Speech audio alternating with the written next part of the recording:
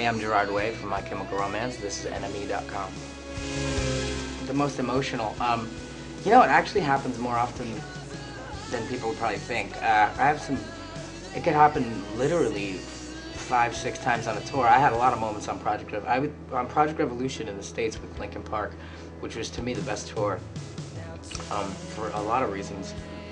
A couple of them being like really discovering yourself and your band again, and remembering what it is that made you special in the first place, feeling like you have something to prove, meeting the woman that I was going to marry. Like, all these factors made every single show, all that stuff went through my head every day on stage, and I had some very intense moments. I had moments of just breaking life, throwing things, making bold claims. I really missed making bold claims.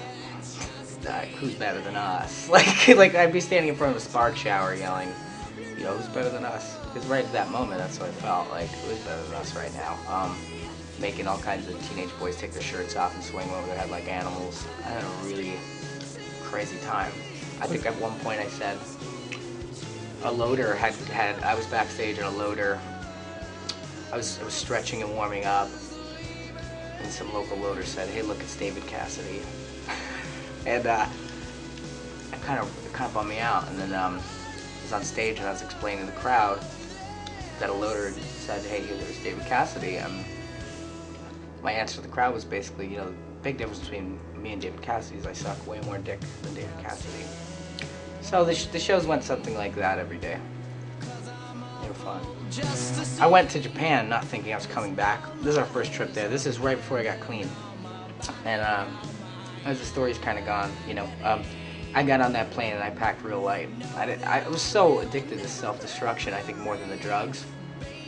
There's something very romantic about it. And I didn't pack anything. I packed show clothes, and they smelled awful. I smelled like I lived on the streets, and I really thought I was gonna die. I thought I wasn't coming back.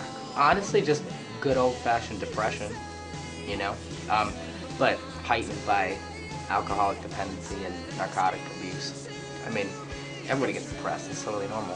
At the time, I didn't realize that, though. I thought I was really sick, and I was self-medicating, and then the medicine stopped working. And I really did think I was going to die.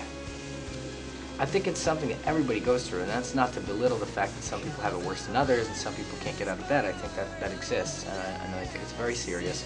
But I notice a lot of people think that they can solve their problems with antidepressants, and that I've noticed being a bigger issue. Like, it really strips people of who they are.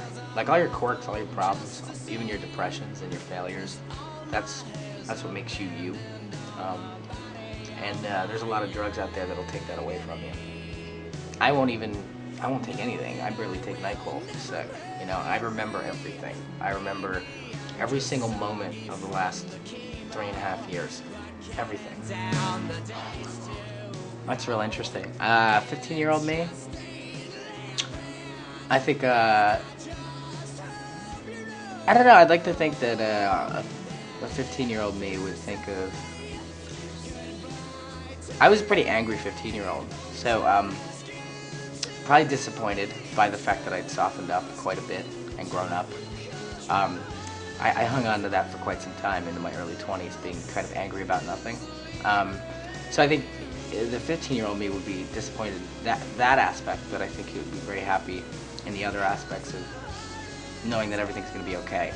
That I will go on to make something out of myself. I think that was my biggest fear at 15, is that I was going to be some sort of like failure or stuck, being invisible, and not making an impact.